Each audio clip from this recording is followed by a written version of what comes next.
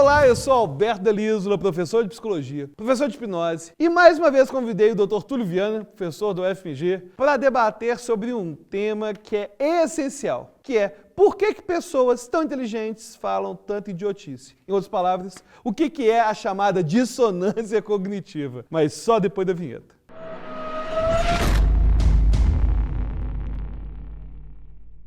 Túlio, valeu por ter vindo mais uma vez aqui no canal Alberto Delísula. Sempre um prazer.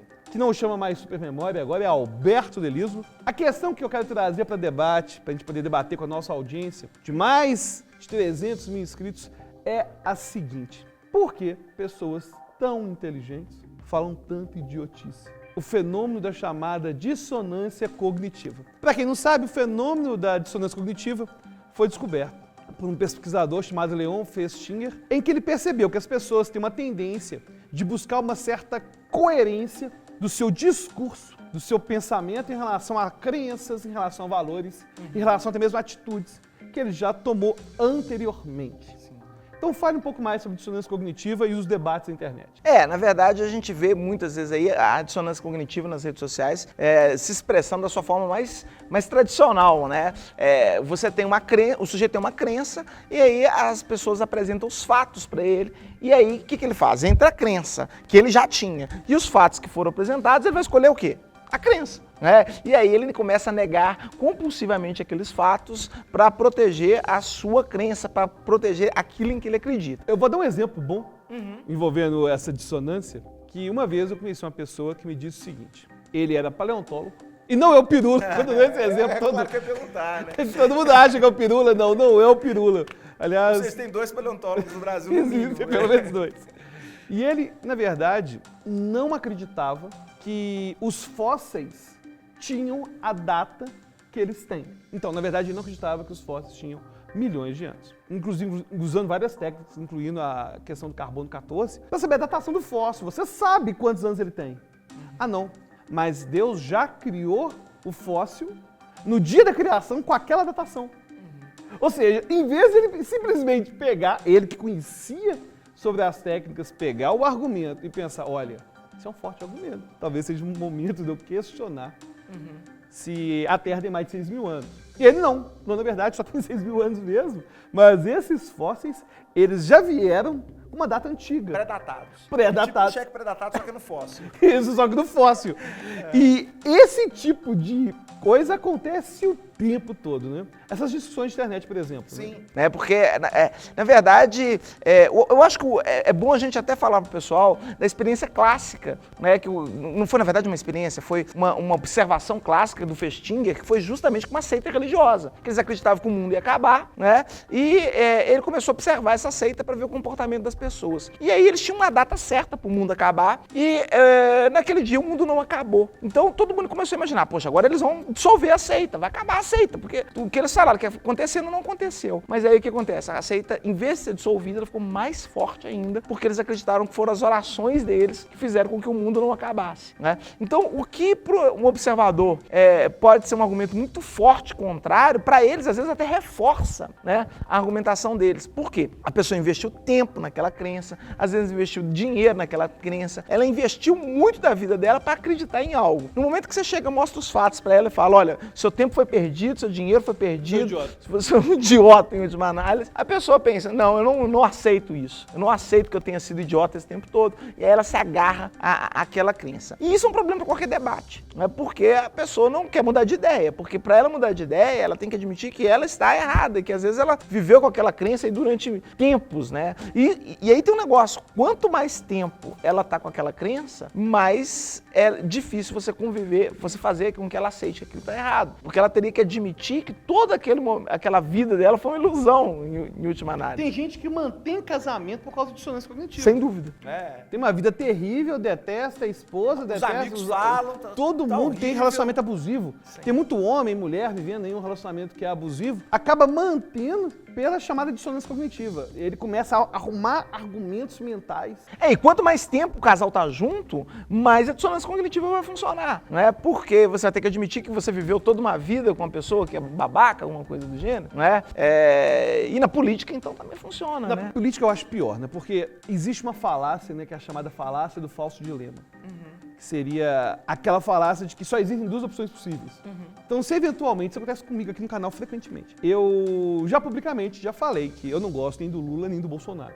Eu não gosto de nenhum dos dois. E se em algum momento em que não está os dois em pauta, por exemplo, o Lula diz alguma coisa e eu discordo do Lula, ou o Bolsonaro diz alguma coisa e eu discordo do Bolsonaro, as pessoas falam como se eu fosse eleitor do outro.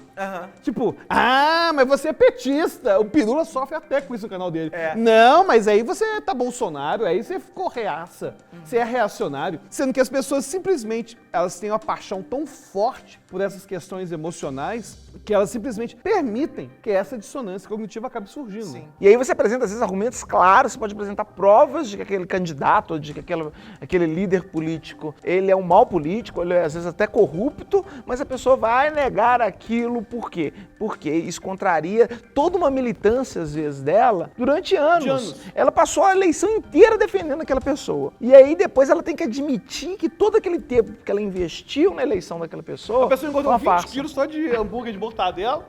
Pra fazer campanha, distribuir panfleto pro sujeito no sinal. Pra descobrir que depois tudo aquilo... Era uma farsa. Agora, fugir da política, isso também acontece, que eu percebo, em treinamentos. Às vezes, essa área de PNL, hipnose, que alguns treinamentos são caríssimos, inclusive internacionais. Teve um treinamento internacional que eu fiz há muito tempo atrás e que era caríssimo. E eu achei horrível. E eu percebi que todo mundo da turma estava falando após o treinamento. Olha, interessante. Mesmo todo mundo reclamando durante o treinamento, após o treinamento, todo mundo disse que o treinamento foi incrível. Eu achei o treinamento horrível. E todo mundo falando que foi incrível não é lógico. O cara investiu 12 mil ou 13 mil reais no treinamento, mais o tempo dele. Então, era mais fácil após o treinamento ele simplesmente criar uma convicção de que era daquele jeito, que era o melhor, mas o melhor é desse jeito mesmo, que simplesmente aceitar que ele perdeu dinheiro. Sim. E o mesmo acontece com pirâmide financeira. O cara investe uma grana enorme numa pirâmide financeira. O caso da Telex Free, que aconteceu há uns anos atrás. Então o cara investiu na Telex Free, investiu. Já estava provado na televisão, tinha um conhecido meu que estava nessa Telex Free. Estava provado na televisão que era um crime. E ele ainda falava que, na verdade, eram as multinacionais que não queriam permitir. E foi criando argumentação. Aí você vê que o ser humano, ele é capaz de, em vez de pegar da razão, que aquilo que o torna diferente dos outros é justamente a razão. É você perceber que o Freud estava certo. Quando tirou o homem pela terceira vez, né, do centro. Que ele não é realmente 100% racional o tempo todo.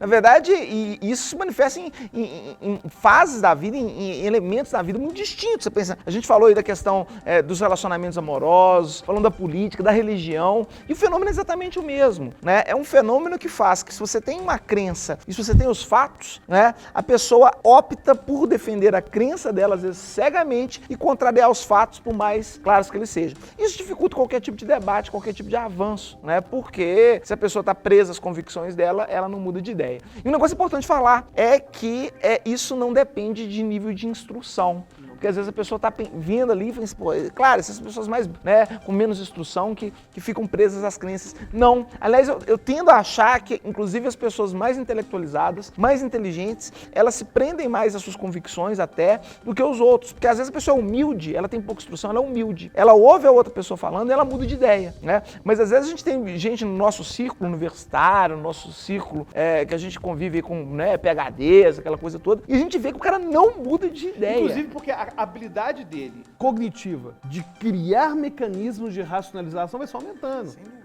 Ele vai aumentando, vai melhorando, vai aprimorando. A história que ele cria para justificar a crença dele é mais complexa, mas continua sendo dissonância cognitiva do mesmo jeito. Sim, e é realmente impressionante. E eu digo mais o seguinte, às vezes é melhor que você tenha uma pessoa menos inteligente e com menos dissonância cognitiva do que às vezes você tem um sujeito muito inteligente com muita dissonância. A gente que trabalha com orientação de mestrado, de doutorado, a gente vê isso claramente. Às vezes você tem pessoas que são muito inteligentes, mas elas são o quê? Toladas. Doutrinadas. Que ela não vai pra frente, né? E às vezes você tem uma pessoa menos inteligente, mas que ela tá mais aberta a ouvir argumentos e a mudar de ideias. Isso ajuda muito a pessoa a evoluir na carreira dela, na vida dela, de uma forma geral. Não, e a dissonância cognitiva faz surgir em grupos, assim, que eu acho bizarros. Como, por exemplo, as feministas, que são contra a legalização de prostituição, dentre outras bizarrices. Dentre outras bizarrices. Agora, essas bizarrices, essas discussões você vai encontrar onde? No canal Túlio Viana TV, que é onde a gente discute temas polêmicos, temas jurídicos e às vezes temas do dia a dia, né? Quando tem uma treta absurda, Tá no canal. tem uma live lá. Tem uma live. Então vai lá no canal Túlio Viana TV. Como que as pessoas podem encontrar? Túlio Viana TV, www.tulioviana.tv ou simplesmente no YouTube digitando Túlio Viana TV lá e vocês vão chegar no canal que fala sobre basicamente temas do dia a dia, normalmente com a pegada jurídica, para as questões do nosso dia a dia. E aí, espero que tenham gostado do vídeo. Gostou do vídeo? Clique em gostei, inscreva-se no canal Alberto Delisula, inscreva-se no canal Túlio Viana TV, compartilhe esse vídeo com seus amigos e até a próxima.